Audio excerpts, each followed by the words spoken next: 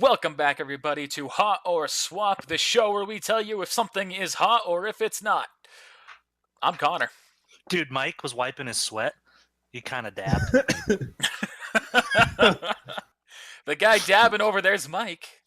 I didn't dab. It was not even intentional. And the one in between us is Zach. Hello. This episode, we reviewed RWBY. What? You mean RUBY, the programming language? No, the gem. Oh. Pokemon? Again? Excuse yourselves. I'm not doing this. I'm not taking part of this. So clearly we're talking about RWBY from Rooster Teeth Productions. Their first, well, not their first. Their true first fully animated. Well, I guess Red vs. Blue at the end kind of got more animated, didn't it? It's not fully animated. It's technically machinimation, but I don't know what the division between machinimation and animation is, so... It's a Rooster Teeth animation production. Yeah. There you go. And we're going through... No, you're good. No, please. And we're going through the first 4 episodes today of Volume 1. So that's roughly a half an hour of content. Maybe. It almost probably is equal to about half an hour, almost exactly. Yeah, it's pretty close. Actual episodes, Based on my lunch break today. All right, and so, of course, there is an obvious spoiler warning here in effect. We're going to do our best not to go beyond the first 4 episodes in terms of spoiler warnings. It's possible you might hear some things that you might not want to either way. It's an anime that we followed since day one when it came out. I remember it being premiered, and when Connor and I lived together, we watched it on the couch after we got Jack in the Box. I mean, when we were working exactly where I was when it premiered. Yep. And so, no, it's a pretty cool thing. If you haven't checked it out, first of all, I would recommend becoming a first member with Rooster Teeth. It's very cheap, $4.99 a month if you go the monthly subscription route. I mean, it's almost pennies on the dollar for all the access you get. But you can watch every one of their episodes as much as you want, and future shows that are coming out, and of course anything Achievement Hunter, which a lot of our gaming stuff is based off of. I wouldn't say based off of, I should say inspired by. Retake. But yeah, so definitely check out Rooster Teeth. You're cutting this all out. No, it was me trying to do the cut, like the chopping, the director. Take 2. Or are we starting over? No, I was just going off of Mike's joke. Oh. I'm going to be cutting this out, that's for sure. That's fair. Let's get a little bit more back on track here. The main reason why I wanted to do RWBY is because if you haven't heard, I'm planning on doing the RWBY D&D, and I've been super psyched into this, so I've been trying to pressure us into doing more RWBY-based content to hype it up. Absolutely. I was going to go somewhere with that. One thing we are planning, while he's kind of thinking about what he's going to say, so this is going to be more of a traditional hot or swap. What we're thinking about doing for more in-depth, really spoiler heavy, we are going to come out with kind of like a spoiler cast, but it's a hot or swap. We're going to call it kind of rewind, where we backtrack going over 1 through 4. Big things that actually mean something in the future, and big in-depth episodes as opposed to just the overview. So do be on the lookout for those. I don't know when we're starting them. I assume soon, but yeah. So if you're looking for kind of crazy theories and like contemplations, what's going to happen, this isn't the place where to go, but stay tuned.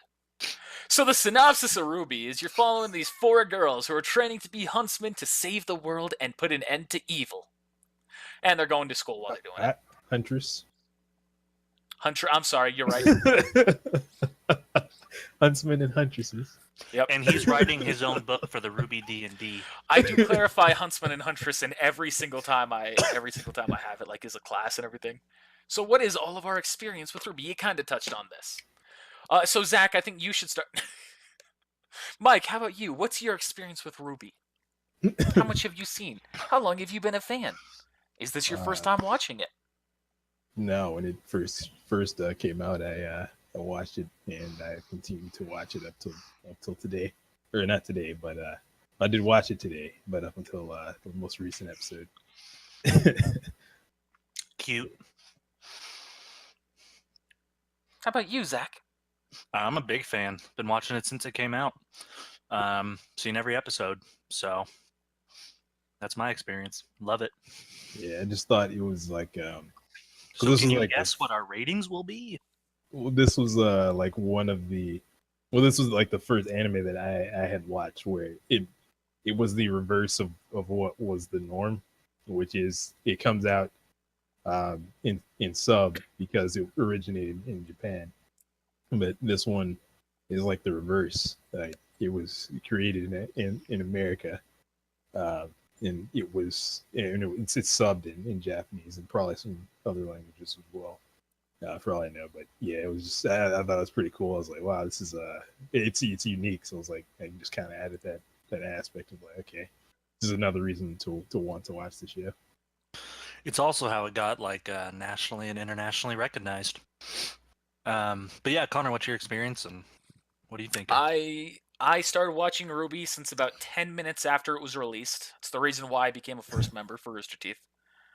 Granted, it was slightly me trying to impress a girl with being like, "Oh man, look, I can just pay it for this." But that's aside from the fact. Is that BSU girl? No, that was Redacted. Oh, okay. don't worry, that part will be cut out. I can't remember that girl's name, so I wasn't even trying to like hide it. I just forget. Redacted. That's yeah, it. that was her name. Oh yeah, and I've been watching ever since, making the D&D. So obviously, you'd hope that I'd have some prior history and knowledge. Episode 1 starts off with a heavy hand of exposition that explains the world, the creatures of Grimm, mankind, and the Huntsman and Huntress academies. So without getting too into it, there are a ton of little factors kind of in the opening exposition alone that are actually foreshadowing, and that is one little thing that I do love. Such as, I'm going to say this one, the voice that you hear is a voice that won't show up again for a while, but when it shows up, it's like, Long while. oh wow, I can't believe that we actually heard this person's voice back in Volume 1. Yeah, and I didn't even recognize it. I was kind of mentioning I didn't even recognize it until Connor mentioned it before we started recording. So after the opening exposition, we are introduced to a group of bandits that are robbing a shop led by one of my personal favorite characters, Roman Torchwick. Roman Torchwick is badass. Sure. Oh, you have a differing opinion? Let's hear it. He's a generic villain. But he's like capable. He doesn't just send in his henchmen because he can't fight. He sends in his henchmen because he understands when he's losing a battle. That's fair. Okay. This part's gonna be a spoiler to the end of season 1. He gets into a fight with some people where these are like trained fighters, and he is keeping toe to toe with them for fucking for a fucking 2v1 fight. I mean, he's strong. I don't know. I can't mention them because they're not they're not a thing yet. I like other people more. That's fine. I say he's not my favorite character. He's one of them. Hey, in the first 4 episodes, he is my favorite villain. Well, that's actually there. We do see 2 villains, so that does mean he's not. I'll give you that. I will give you that. Can I just call her Enemy Huntress? I wonder, should I name her? I have her named in my notes. I mean, all we can do is hope that she falls out of the plane. Rest in peace. She might get a little burnt there, a little bit of cinder. Then the bandits go and they start stealing dust from this store. Blah blah blah. This is one of the bandits. He sees this little girl in back, as he's going to do some banditing, and goes up to her. He's like, "Hey, little girl," and she just completely ignores him. He grabs her, turns her around. She's got headphones on. She's listening to the theme song of the show, of Volume 1. I thought that was clever. And the guy pretty much just starts mugging her. Hey, give me all your money. Give me your dust. I don't remember exactly what he says.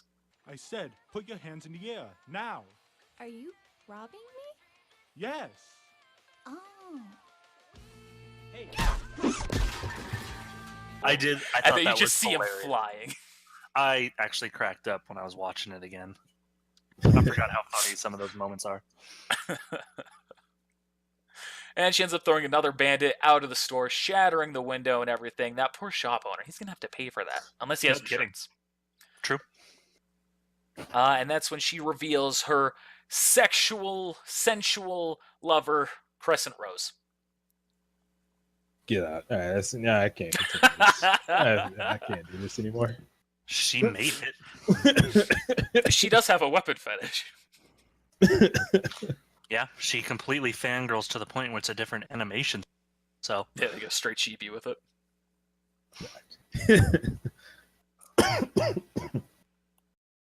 But her Crescent Rose weapon is an interesting combination as we kind of get our first taste of it in this first episode of weapons aren't just what they always appear to be. It is a scythe combined with a sniper rifle. High impact. A high impact sniper rifle. Thank you. It's also a customizable, high-impact sniper rifle. A what? It's also a gun. Oh. And that's when we get the show's first fight scene. and it's pretty cool. God damn, those fight scenes, especially early on, are just beautiful. Mm-hmm. Monty I knew what he was doing. Absolutely, he fucking did. The first 3 volumes, I love all of their fighting. Yeah. Volume 5, I like it a lot. Volume 6, I've loved that again. Volume 4, I was kind of sketchy with. Well, there's reasons behind that. Their main animator, unfortunately, passed. Yeah, they had to Monty, pick the up. creator of the series. Mm-hmm. But yeah, even for 'cause with me, like personally, like with CG, like animation, like I can't do it unless they start off that way. For the most part, like they switch like halfway through. I might have been put off a little bit, but yeah, this was nice. Which you do kind of notice that there are some weaknesses of the animation style, and that was the big thing when I first watched the show. I was very skeptical of, and you see it even here in episode 1, where when Torchwick and his bandits are walking up to the shop, the other people in the background who are supposed to be panicking and freaking out. Most of them are silhouettes. Well, and that, I mean, I'll wait, but it was like intended to be heavily inspired from the same way that what's it called? What's the anime? Death Eater did their background characters, where it was very much the silhouette, same aspect to it. But it's very clear very early on that it doesn't quite work as well in 3D animation. very much so. But the fight scene, that's always what drew me back into the show. Even looking back at these earlier episodes, I remember like not caring too much about these first volumes, not until volume 3. And I was like, as soon as episode 1 happens, like, oh yeah, I did love this. I love this from the beginning to the end. The fight scene continues, and Ruby, our protagonist, the girl in the hood, the girl with the scythe, I don't even know if I actually said her name when I first introduced her. Hopefully I did. She is just kicking the bandit's ass. So Torchwick does exactly what he should do. He's like, this isn't how I planned for this to go. Bandits, go get her. I'm ducking out. And he does, and he's pretty sly. He's quick, too. Mm-hmm. Very magician-esque.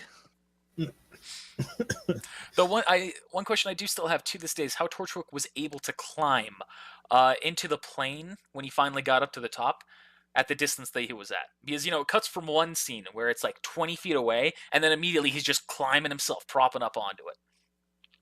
Time skip. Use dust.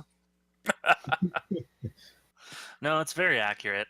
One thing to note, too, is RWBY is still, like, kind of in their, like, I call it, like, grade school, middle school-ish. She's clearly growing in a world where, like, military is the type of deal. And she goes to a very basic academy where they learn very basics. But it's clear, because once he hops into the plane, she's trying to go after him. But a real huntress, actually comes and intervenes. Linda Goodwich. Mm-hmm.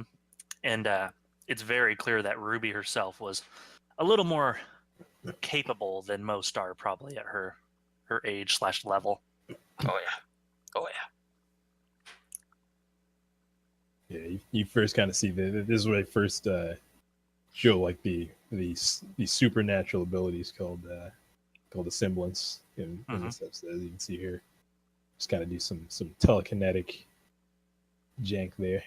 Mhm. You don't recognize it at first, but knowing it now, You just kind of see the woman walks up and she starts, waving around her magic wand, and just the rubble is coming up and slamming into this plane, trying to keep Torchwick from getting away. And of course, it looks like she's going to succeed until the pilot lets Jesus take the wheel, steps back to face Glinda Goodwitch, and all you see is just the silhouette of this person. Not quite like a full silhouette, but like the hidden, Yes. draped in shadows. Yep. I think like if you've seen Shrek 2, it's like Puss in Boots when you first meet him.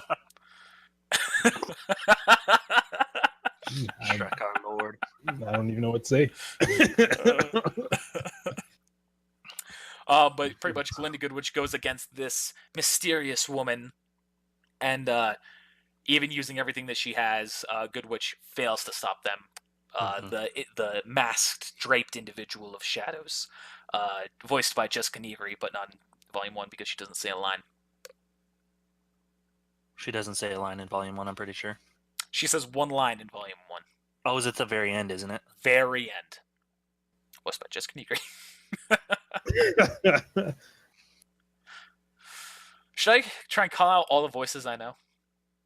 Go for it. I mean, Ruby is Ruby Lindsay. is- yeah, Lindsay Jones. Jones. Or were they married at that time? No, at that time it was Lindsay Still Tugg. Tuggy. Lindsay Tuggy? Tuggy. Yep. Do you know Roman? I do not know Roman's voice actor. Wait. Oh no, that's Gray. That's Gray Haddock. Yeah.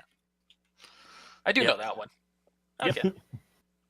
And Don't then, know the character that we're about to be introduced to. And that's after the fight happens. Ruby is brought into a room where she's given a stern talking to by Glinda. Oh, Glinda is also voiced by not Allison. That's another character she plays. Fuck. Who's she voiced by? You can do this. Glinda? Glinda Goodwitch is voiced by. You can do this. I mean, it's the girl that She voices Tex. Tex. Yeah. Oh, isn't her name like Kathleen or Kathy or something? Kathleen Zolk or something? I think it's Kathleen. I don't remember. Zolch? Zolk? I'm Googling it real quick. Yeah, I'm just looking at the Kathleen. recordings. So I knew that. She gives her the stern talking to, and that's when we are introduced to the mysterious yet very clearly powerful, the face, the man, the mystery, Ozpin. I have no idea who voices him. Yeah, I actually just Googled it because I actually didn't recognize it either. It's a gentleman, Kazuhiko Inoue. That's Oh, the no, he American is. one? He has a cool voice. Yes. Let's see. He has a really cool voice. Nope. Shannon McCormick. That is Shannon! Damn it! Who does Shannon also voice? He also voices Washington from Red vs. Blue. Okay. See, kind of, you didn't believe in yourself. I completely forgot about it. You're right, Mike. I need to believe. So, Ozpin, he's walked into the room, he's looking at Ruby, he brings a plate full of cookies, and Ruby just starts downing them like no fucking other. And of course, what's the first thing he says to her? It's just You got silver eyes. Wink. Without the wink. Hey, girl, you're like 12 years old, but hey. Now, he winks. She's 15. Is she? Is that mentioned? I don't remember. I think she's 15 at the start, maybe 14. Hmm. I think 15. She's 17 now. So soon all that Rule 34 of her will be legal. Oh my goodness. Has this world become? It's a remnant of what it once was. That's a pun! On camera! On stream! Hey, this isn't a stream. It's recorded. It's going to be for the world to see. Ooh, The whole world. Everyone's gonna see it. yeah, Almost 8 billion people. Alright, so back on track here. So Ruby says that she's always wanted to be a huntress, and she kind of goes in like this very like kind of like, oh my god, I'm such a nerd, kind of rants. Uh, but also much. it's very endearing also because it shows how pure she is. See, my sister's starting there this year, and she's trying to become a huntress, and I'm trying to become a huntress because I want to help people. And my parents always taught us to help others, so I thought, I might as well make a career out of it. I mean, the police are alright, but huntsmen and huntresses are just so much more romantic and exciting and cool, you know? Yeah, no, it's you can tell that she's young. She's geeking out about it, and then Ozpin says, "Do you know who I am?" She says, "Yeah, you're the headmaster of Beacon Academy." Like, "Do you want to go to Beacon Academy?" She goes, "Yeah, I've always wanted to." He goes, Well, okay. and that's when we're introduced to Ruby's alleged half-sister, Yang Xiaolong. I say alleged because even though I think it is probably her actual half-sister, I have my own hopes and dreams that she isn't. Nothing against Yang. I want her to Reasons. have a certain father. It's not Crow. It's not Crow. But anyway, I'm getting off track again, going back into theories. I don't know how I'm going to cut this together, but I'm going to have to find a way. We were introduced to Yang Xiaolong, a busty blonde baby with a big pair of gauntlets. I like how that was worded. Thank you. And she's also on her way to Beacon Academy alongside RWBY. A news bulletin comes on and talks about Torchwick, as well as dropping some interesting information about the creature known as Faunus and a criminal organization known as the White Fang, which is definitely Spoiler. not foreshadowing at all.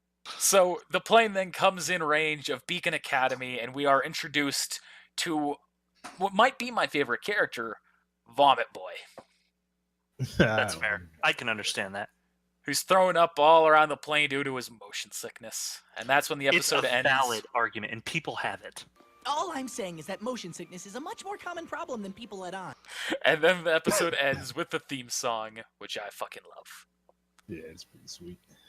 So episode 2 starts kind of on a plane, bus, train.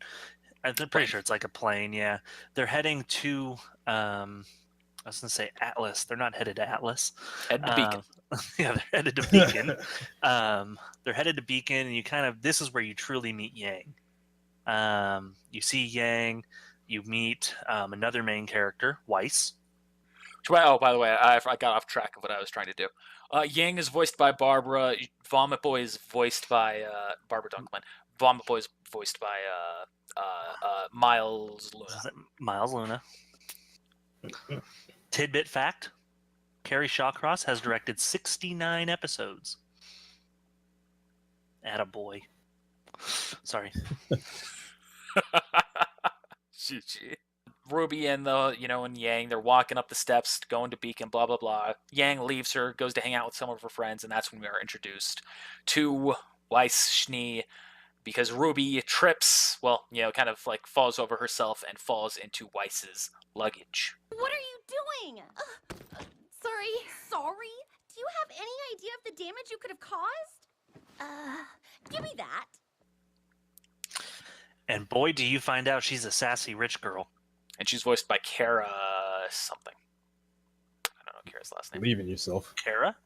Yeah, Dig deep into yourself. Connor. Thoughts? I'm really disappointed with you right now. I don't know her last name. I'm sorry. I don't know how to pronounce it, but it's like a Burl or E-Burl or something. She got married. Pretty sure. I don't think I don't she's know. technically with the company anymore. Like, she still does voice work, but that's all. Yeah, she doesn't work for him anymore. But yeah, so she trips over Weiss Schnee's stuff. Weiss Schnee starts yelling at her again, that sassy attitude, and she's waving around dust the whole time while she's doing it. And that's when you kind of learn exactly what dust is, as RWBY sneezes, and it blows up. She makes a crater. Mm-hmm. No, you definitely learn that, Weiss is very rich because of her father owns a dust mining facility and has some of the purest form of dust, which kind of proves a little bit just from her sneeze that her dust might be a little bit more amplified than what some others may use. More highly refined. But I gotta know, do her sneezes have like flint in her nose or something. Like, I mean, for it to catch on Technically, fire, Aura, or your dust is triggered by aura, so I guess she sneezed out some of her aura. at least use a Kleenex. But no, I mean, she blows up Beacon. That's like her first introduction to Beacon. She blows it up. And an onlooker to this explosion, Blake Belladonna, voiced by Aaron. Don't know her last name either. Zach, I knew that one. Okay, yeah. As you looked over to your other screen there with all the voices No, up and everything, My foot got stuck. You've been played. you looked over there and say, "Oh yeah, well I knew what it was like. I knew what her name was." No, I was This. I was trying to Like, move go my this foot. way. It got stuck in my chair. Okay, all right. Just have to make sure. Dick. And she's the one who gives us the exposition about Weiss's character and her background. It's like, yes, the Schnee Dust Company, the same company that uses slavery pretty much. She talks How about. dare you? Yeah, she talks it up like, "Oh, you do have great dust, but you're a dick." You got I it was in like an unrighteous way, you little bitch. What's up? Right? I was well, I guess I wouldn't say confused, is more so surprised. So I didn't know anything. Of course, I guess we didn't know anything at that point. But I was like, why is this? Cause I was like, I just seen her fighting. I was like, I'm assuming like hunters and huntresses. They're gonna be like, because they're fighting monsters. What is she doing here? Like, why would she be here? Yeah, why is an heiress to this fucking Fortune 500 company doing here at this fighting Yep. training academy? Yep. I was like, what? Well, I was like, all right, I'll roll with it. Let's see where this goes. You'll learn about that later. But it ends up, Weiss gets angry and leaves. Blake is antisocial and leaves. And then Ruby is on her own again. But that's when the true hero arrives and returns to save the day. That's right, it's Vomit Boy, Jean Arc. Hey, one thing I want to backtrack real quick. So going back to when we were talking about episode 1 with the silhouettes, boy, is that apparent here. Oh Can you god, tell yeah, who it's terrible Can you in episode 2. tell who the main characters are? Like, I mean, they always play those games in anime anyway, but like, this took it to a whole new, to the point where it was annoying. It felt very. I mean, it was almost Mr. Game and Watch type level. Like, I mean, it was bad. I mean, this is one of the few things I'll dog on him for, is that was not a good decision. And part of it, I think, was time and budget. They had to make Fair. choices and everything. I understand. The budget they have now is nowhere near the budget they had before. But they could have at least, I don't know, they could have done something different. I Now, agree. I'm not an animator yet, but, you know. You especially see in Volume 1 and a little bit in Volume 2 that there are some very questionable animation decisions. Yep. Especially, Very like, much so. this is a slight spoiler again to the end of Volume 1. There's a scene where, the main villain, quote-unquote main villain, a villain, comes into the spotlight, and you see that she's got 2 silhouettes behind her. I was like, okay, great, she's got 2 random nothing characters. And then they come into focus, and you see their faces, but then you realize if you look closely, they're not 3D, they're just 2D drawings that are just inching closer like a board. I'm gonna have to rewatch that. Interesting. Yeah. So people who are skeptical of animation, I understand the skepticism, but it's worth it. But anyway, getting kind of back to what we were talking about. So yeah, John of Arc comes over and he's like, "Hey, best friend," or "Hey, friend, like, let me help you out." You didn't say John of Arc. I could call him Joan. Jean Jean. Arc. Well, the name's Jean Arc. Short, sweet, rolls off the tongue. Ladies love it. Do they? They will. Well, I hope they will. I mean, my mom always says that. Never mind. Oh, that's another funny thing later. But anyway, he helps Ruby up despite, Ruby kind of being an asshole to him. Vomit Boy, like very recess and elementary school type-esque. But he pushes it aside, and that's kind of where he comes into the play of motion sickness is real. Like, people have it. People really underestimate just how many people suffer from motion sickness. And this is where you kind of learn about where you kind of see a glimpse of Ruby loves weapons. The first thing she pretty much asks him is, "What's your weapon? Like, what do you got?" And she's unimpressed. I mean, she's like, I've got the sword and the shield. It gets Oh. smaller. That's cool. Well, when I get tired of holding the shield, I just shrink it down and I sheath my sword. The shield gets smaller, so when I get tired of carrying it, I can just put it away. But wouldn't it weigh the same? Yeah, it does. I love that line so much. And that's the little comedic points are just hilarious. It's just the little things that, I mean, it's the humor that I love. It's just it's dry humor, but I think that's the funniest humor. But, Dry humor that isn't too much is fantastic. But that's pretty much the end of episode 2, is those two having their little conversation about weapons and then going into having being part of an assembly of the new students. Episode 3 starts with Jean and Ruby walking into the academy. Ruby leaves Jean. Jean freaks out. He says the exact line, unless you want to say it, Mike, if you have that written down. No, I don't have it written down. Okay. Where am I supposed to find another nice, quirky girl to talk to? And then you see Pyrrha right behind him in a super creepy but adorable way. Huh, I didn't notice that. Looking back on it, especially these introductions to Pyrrha, makes me realize she's very much like a tsundere character that just didn't get her chance to go crazy.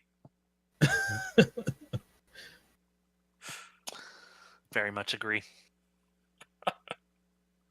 But then Ruby tells, I have her name is Tang here, Yang. Ruby tells Yang how she exploded and just brushes off. It's like, oh, it can't be that bad.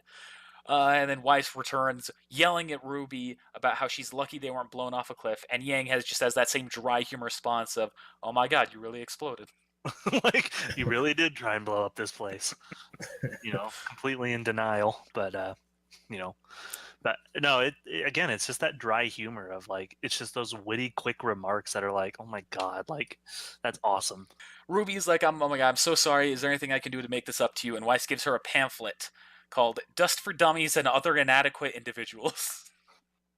It was very much a fuck you. Oh yeah, a hard fuck you. Oh, I wish that was a real book. Yang tries to get them to start over on introductions, and Ruby's like, yeah, let's do that. Weiss responds sarcastically by saying things like, oh yeah, we can go talk about cute boys, like tall, blonde, and scraggly over there, gesturing to Jean. Vomit boy. Poor Jean. He gets shit on so much in this first season. He gets shit on by the professors. Yeah. Yeah, he sure does. So, episode continues on, and they're all kind of like cut off as you hear, that feedback from the microphone that was just plugged in and all that jazz. As Ozpin, the headmaster of Beacon Academy, is giving the students a lecture. So as soon as the conversation ends, as soon as the speech ends with Ozpin, of course, Jean, with his super smooth as silk, butter-like self. I'm a natural blonde, I fucking love Jean so fucking much. He definitely brings a lot of comedic aspect to the first couple seasons. It kind of subverts the norm, too. Like, as opposed to, like, the woman trying to be like, yeah, I'm a natural blonde, like you see in a lot of more older style movies. It's now you've got the women who are capable of fighting, and John's the little damsel in distress. Very much so. I believe that's on purpose. Mm-hmm. I agree. And I think it's funny. But then we cut to the sisters in their pajamas as everyone is spending the night in the same room. Yang drools over the boys, and then Jean walks in with his onesie. And, of course, there's just like a show-stopping moment there. Another diss to Jean. Another diss against my boy. He was starting his stuff, too. He walked in there with confidence. Yang says that Ruby should try to make friends with Blake. They both try and talk to her, try and break the ice, and these icebreakers are just completely wasted on Blake. Very much much so. so. What are you doing? It's like, I'm reading this book, and I'd like to get back to it. Leave me alone. But I'll give Ruby one thing. She is persistent. She's like, well, what book? Like, and you she can shows tell an interest. Her demeanor changes completely. Mm-hmm. She really wants to be friends with her, and little did we know, one of the most crucial facts and foreshadows are presented that you wouldn't even think twice about. And what might that be? Not now. It's a man with two souls. That's the name of the book. like Yu-Gi-Oh. Yeah. Soul Reversal. You see, that's the thing that you don't actually realize is that there's a character with a Millennium Puzzle that's inside the world of RWBY. Yu-Gi-Oh! Ruby Girl. RWBY girl, Yeah, not again. Johnny boy. I can't handle another Pegasus. I can't do it. I mean, don't watch it I anymore. summon Toon Grim. Toon Ursa. Oh, gosh. Anyway. But then in the end, she pretty much is just like, okay, leave me alone. Like, Well, what happens is Weiss gets involved. Well, okay, well, Weiss is a bitch, so... They all just start bitching What at did each you other, say? and the episode ends with Blake blowing out the candle. And just everything goes dark. Mhm. Then to episode 4. A grand start it has. I don't know why, but I'm channeling that one professor who isn't actually in this episode. Shout out to Joel. Oh, you're talking about Joel's? Okay. Okay. See, Yes, his character, Professor Oobleck. Oobleck. He's not even in this episode. You won't see him for like another 4. Correct. But I love this opening because it introduces us to 2 more characters, Nora and Ren. And they're fucking awesome. I don't know. I love Ren's reaction to Nora. So when I've been doing my studying for the D&D, I've found some old like interviews and everything with them, and apparently Ren and Nora was the first like assignment that Miles and Carrie had. Was like, all right, Monty was like, this is all I need these characters to have. You make the rest from here on out. And they bounced some ideas off of each other, and what it ended up being was is like, well, what if one person is a morning person and the other one isn't? And that just sums up their personalities. that actually is perfect. That is perfect. Description. Wow. It's morning, it's morning, it's morning, it's morning. It's freaking hilarious. It's Brush your teeth. like But no, hyper I mean- energetic. I mean, Nora is asking a million questions to Ren while he is just doing his basic things. He's brushing his teeth, he's eating breakfast, he's cutting that pancake for ages. That knife does not go down. But anyway, I mean, it's just her going crazy. And finally, like, it comes to like a stopping point where she like kind of asks him a question. I can't remember his answer, but it was, "You're wrong. I think it's this." And he wasn't like annoyed at all. He was just, "This is your personality, and I love you." Like, Yeah, those 2 characters, they work so well together. The way that they have them work together, at least, is just fantastic. very much so. And then, I mean, the more you get to know them too, especially now, I have more love for them. Which I have no idea who. Going back into the earlier thing, I have no idea who voices Nora. I do not know that one. Oh, look, let me pull it back up. But Ren, at this point in the series, is voiced by the series creator, Monty Yep. Oum. She is CT from Red vs. Blue. Oh, shit. But I her name's forgot all about CT. Samantha Ireland. She's also in Camp Camp. See Sasha, Aaron, and Tabby. Okay. Yeah. Oh my god, that is Tabby. He can pee in me anytime. Tabby, seriously, what the fuck? Alright, so then you see it kind of cuts to the sisters again, talking about the initiation exam. Ruby's excited for the fighting, but is anxious about the teamwork aspect. And then it cuts pretty quickly to Jean, who has lost track of his stuff, and that's when we're officially introduced to Pyrrha. Also don't know her voice actress. Pyrrha? Mhm. I'll look that one up too. I know that she Jen? voices Carolina. Yeah, Jen Brown. Jen Brown, okay. And then Arid and Harrison's mom and Graham from Camp Camp. I knew Graham. But no, Pyrrha, I love in the locker room.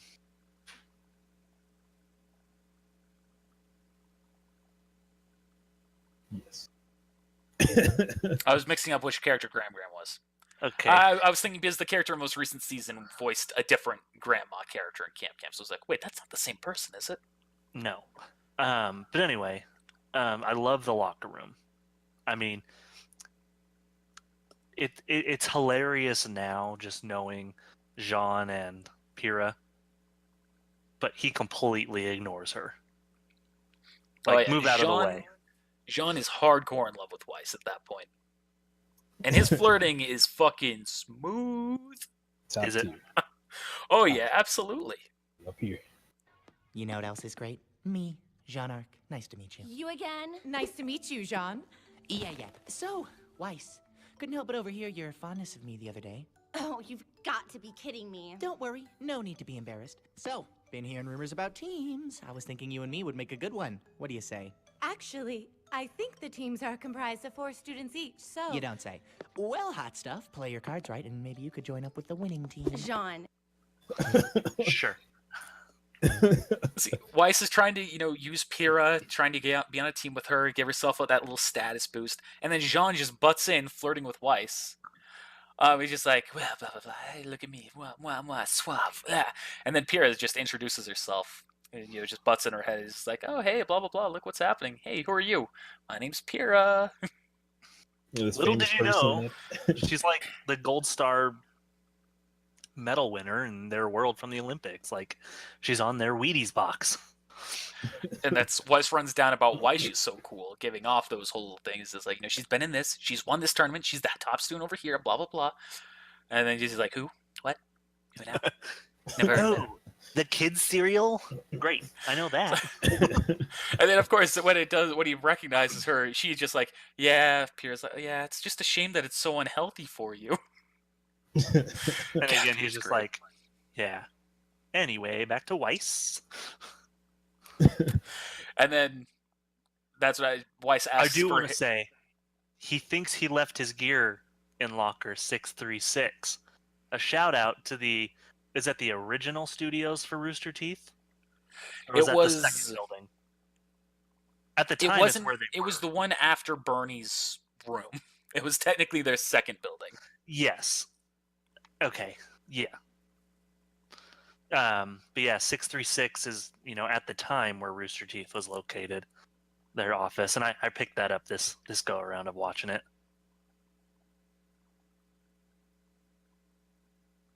Maybe it's the third one. I think it's the third, because they were in like a smaller one before Michael got hired, and then they moved to 636. I was watching Off Topic. I've been going through those as well. Doesn't matter. Not important. Either way, it's a shout out to Rooster Teeth's office location at the time. 636 Ralph Ablanedo Drive, Street View. Okay, yeah, that's their third office. Yep, you're right. I was wrong. Anyway, so from the locker room and Jean trying to hit on, Weiss and, well, failing, you move to kind of just like an assembly area. Before we get there, there's something I need to say. So Weiss, of course, sick of the flirting, she's like, hey, help me, please get John away from me. And Pyrrha just fucking throws her spear and just rips him away from it and slams him into the wall. I'm sorry. But this is also the first time we see Pyrrha's semblance. Because when she goes to remove that spear, you just hear like that little magnetism sound effect. And you see just like the faintest little glow, and then she just uses that to grab her spear out. But throwing a spear, interesting. Pyrrha and a throwing spear, huh? That's pretty cool. Wonder if that means anything. I don't know. But then that is when we are led into the new assembly area where they're up on a cliffside. Ozpin and Glinda give a rundown about the initiation exam, and it's a pretty brutal one. You're thrown into the air, and your partner is whoever you first make eye contact with. Ozpin himself then shits on Jean, as he completely ignores Jean's questions, or at least He answers doesn't them. ignore 'em. He answers them in an entirely unhelpful way. Yes, but he answers the question. Are there any questions? Yeah, sir? Good. Now, take your position. Sir, I've got, a question. So, this landing strategy thing, what is it? You're, like, dropping us off or something? No. You will be falling. It's very much a Jean, this is not for you. And you see that very clearly as everyone else is like getting themselves ready to be launched into the air. It's just like, so, but what does that mean? I was laughing throughout this whole part of it, just because when it comes to the end of it, I mean, you just see him literally like almost like a Team Rocket blasting off again aspect, which again, you Pokemon, they go blasting off, and he's just like through the air while everyone else is like doing their poses. But then Ozpin is just like sipping a drink of coffee and pretty much says, "Poor kid." Like, I mean, it's pretty much what it is. Like, he's gonna die.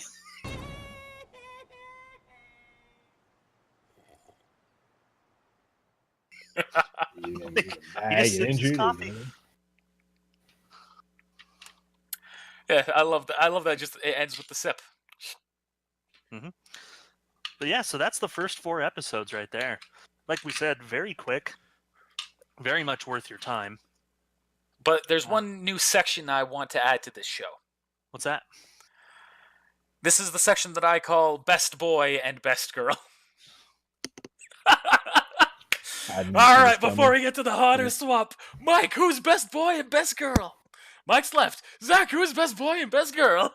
But anyway, best boy I have to go with Jean, and best girl I gotta go with Blake. All right, Mike. Rin, and Ruby. All right, I Suitable. can respect that.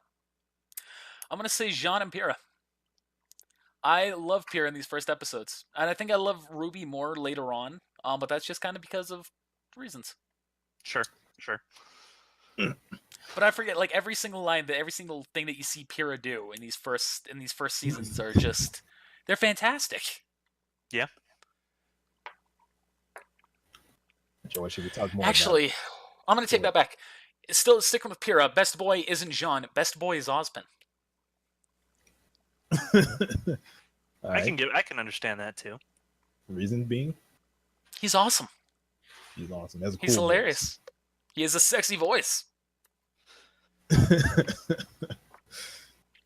All right. I'm But gonna now... go with silhouette number 2.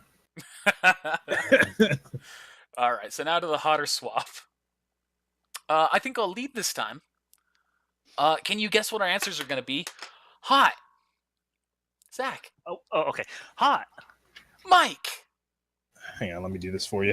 Put up the take 2, damn it. We Apparently, had a thing going. apparently this is not reverse for y'all. Toe. It's toe. Apparently this, for some reason, works for you, but it's inverted for you. Yeah, So bottom one's fine. The bottom one is right. Bottom one's wrong for me. I don't know.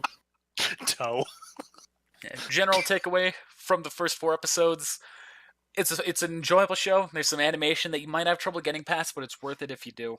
Combat's fantastic, comedy's fantastic, and if you ever go back and watch this episode, you'd be like, "Oh my god, there's so much foreshadowing."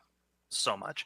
I highly recommend watch all of the episodes. Now, it might take you a day or 2, but it will take you literally that long. It's super easy. You could probably watch 5 episodes on a typical lunch shift, maybe even more. I mean, super easy to watch. In between, of course, watching our episodes. Take some time, shout out to Rooster Teeth, and watch some RWBY. Watch some of their other stuff, too. They make fantastic content, but RWBY is very, well, when it started, it was very underrated, I feel. Anything else you want to say, Mike? No, just because like in those 4 episodes, it's tough to just give that full opinion on the show. On It just is. these episodes. I will say, characters that you love, don't hold on to them very tight.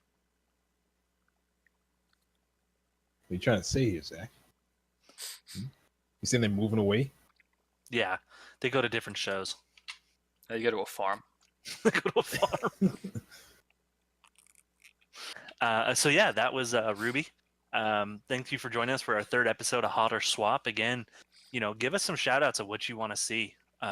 We already have a couple lined up of what we want to do. Please, we're not just doing anime. Suggestions we've gotten have just been anime. We'll do any TV show.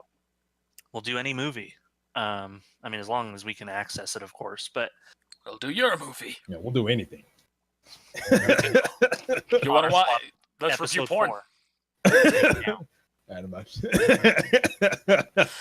All right. Well, thanks for watching, everybody. We'll see you next time. Rest in peace, Monty. Rest in peace. Thank you to this month's patrons. Your support goes a long way, and we appreciate the love that you show us.